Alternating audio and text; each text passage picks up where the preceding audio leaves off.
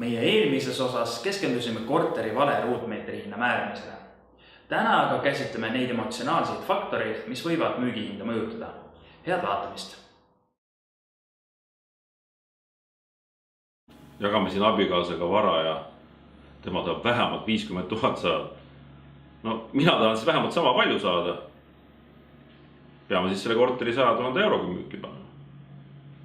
Esimene küsimus siis, et kinnisvaraportaalides on analoogsed korterid kõrgema hinnaga müügis, kui teie soovitate. Kinnisvaraportaalide pakkumised ei kajasta paraku reaalseid tehinguhindasid, sest sinna võib lisada pakkumisi ükskõik mis hinnaga. Kindla müügisoovi korral peab pakkumise hinna määramise aluseks olema põhjalik hinnaanalüüs. Ka ostjad on teadlikud, mis turul toimub, ning üha rohkem konsulteeritakse enne ostuotsuste tegemist ka maakleriga. Lasime selle korteri kujundada sisekujundajale 5 aastat tagasi.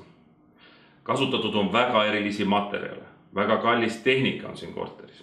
Erinevaid kinnisvaraportaale uurides ma leidsin, et nii head korterit siin piirkonnas ei olegi pakkuda. Mina arvan, et pakkumist võiksime alustada vähemalt 15 000 eurot kallimalt. Vähemalt! Korteri sisustamisesse võib olla eelnevalt palju panustatud, kuid kinnisvaraportaalis olevate pakkumiste põhjal ei saa selliseid järeldusi teha. Tehtud kulusid ei saa päris üheselt liita korteri väärtusele. Kindlasti mõjutab see turuväärtust positiivselt, kuid mitte üks ühele. Arvestada tuleb siiski loomuliku amortisatsiooniga ja turuhindade tasemega. Suure tõenäosusega finantseeritakse ostu pangalaenuga ning isegi kui meil õnnestub leida ostuhuviline, kes on valmis maksma turuhinnast kõrgemat hinda, võib tal tekkida probleeme laenu saamisega.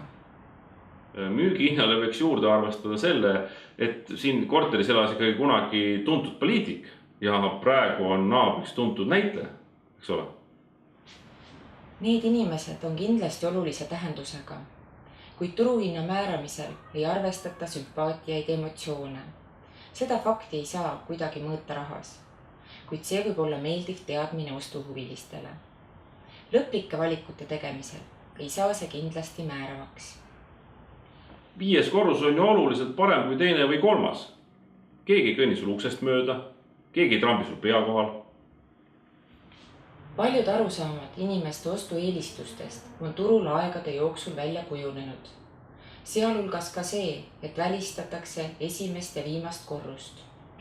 Esimese korruse puhul kardetakse turvalisuse pärast ning viimase korruse puhul on probleemiks treppidest käimine ja hirm katuse amortiseerumisel saadavate kahjustuste ees. Kogemuste põhjal võib öelda, et viimase korruse korteri müük on seda raskem, mida rohkem on seal tube ja kas majas on lift või mitte.